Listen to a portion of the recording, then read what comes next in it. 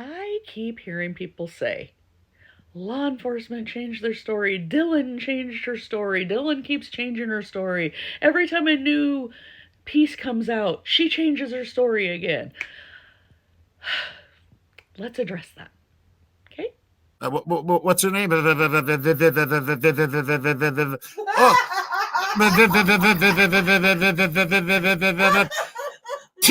Titties! Yeah, that's what it is! Okay, let's start with the time frame. If you recall, when the murders first took place, they had told the media that they believed it happened between 3 and 4 a.m. Now, then the probable cause affidavit came out, and we learned that it was really after 4 a.m. And everybody's like, oh my God, the cops lied. And then all of a sudden, they didn't know what they were doing and they had the time frame wrong. Law enforcement knew that afternoon what they were dealing with for the time frame.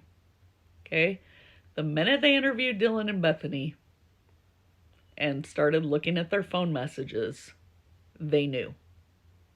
We also know they were already looking for the white Elantra because they pulled the 1112 King video like the next day. So they knew. They knew the time that car was going by. They had everything narrowed down within the first 24 hours. What they did was they floated the 3 a.m. timeline out to the public to rule out false confessors. Whenever there's high-profile cases, people inevitably call and give tips or even confess, but they don't have the right information. Only the perpetrator and the 2 surviving roommates knew the exact time frame when everything was first being released about the crime. So somebody called and said, yeah, I'm confessing I did it. And they start telling the cop, well, I got there at 3 o'clock and I did this and this. They're going to know right away that that person is not the perp. Likewise, if somebody's trying to turn in a tip on somebody and they're like, oh yeah, he went there and said he killed him at 3:15. Again, not the perp. Also, you're like, oh, they lied. They told us they were sleeping. Dylan lied. She said she was sleeping. Well, no, Dylan never said she was sleeping the whole time. Law enforcement is who said the 2 roommates were sleeping until that PCA came out. And the reason why was they were protecting Dylan. They did not believe the perpetrator knew that he was seen, that there was an eyewitness. So they didn't want him to know anybody saw him. Dylan has never changed her story. Her information she told law enforcement in all those interviews has been the same from the start. We're just getting it now as it dribbles out because of the gag order. So when text messages come out in one document and then a week later more come out in another document, that doesn't mean Dylan changed anything from that week to the next week. This is all information that was found out in the first few days, first few weeks after the crime, and then grand jury testimony that was clear back in 2023, okay? None of this stuff has changed. We're just hearing it for the first time. So stop saying that she's lying and that she changed her story several times and that she didn't. And actually, for an eyewitness, her story has remained fairly consistent, but not word for word from memory, like recitation. Like, you would get concerned about an eyewitness if they were saying everything word for word exactly the same every time they were interviewed, and Dylan didn't. She was what a eyewitness typically is. Things come out in fragments. They don't remember everything at once. So by the time they go through the 3rd, 4th, 5th interview, you get the full picture. But she's also been consistent in those interviews with what she saw as far as intertwining everything through. There's no reason to believe she's lied or changed her story at all. Now, if you want, I can do a video where we go through and look at all of her statements so far that have been released publicly, and we can break them down if you want. But she has not changed her story, and no, law enforcement didn't bungle the time frame. They knew exactly the time frame.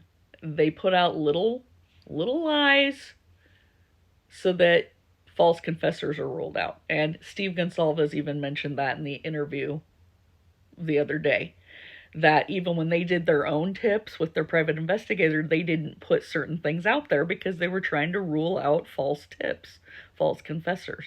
That's just investigation 101. You protect your investigation by not putting certain things out there and by putting out little red herrings. So, and I hate that people are trying to use that to say that people lied.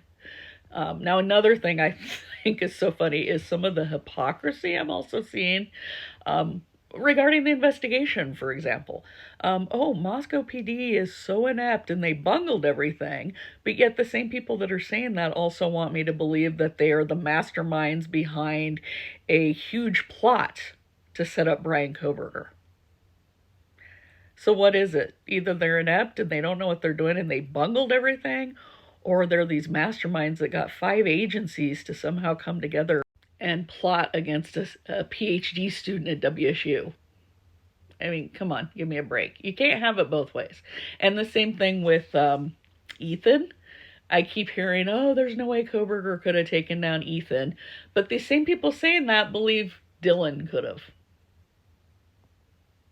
Okay, so you don't think a 6-foot-tall male who jogs and boxes and hikes couldn't stab Ethan, but you think Dylan could. I mean, albeit she's 5'10", but come on. If you don't think Kohberger could take him down, why would you think Dylan could take him down? At some point, you need to start using some common sense. So, but I just wanted to point out those few things because they've been bugging me. And it's like, you know what? In the end, it doesn't matter what Dylan and Bethany did or didn't do. And yeah, maybe you wouldn't have handled it the way they did, but you don't know how you would have handled it because until you're in that situation, you wouldn't know. You're not them. I say walk a mile in their shoes. But their actions had nothing to do with who came in the house and killed those 4 beautiful young people. So it's literally beating a dead horse to keep going after Dylan and Bethany.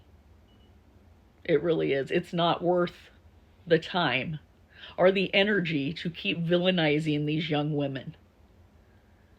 And it serves no purpose other than, I guess, to make you feel better. Make you feel like the big, righteous, superior person that I would have called 911. Well, good for you.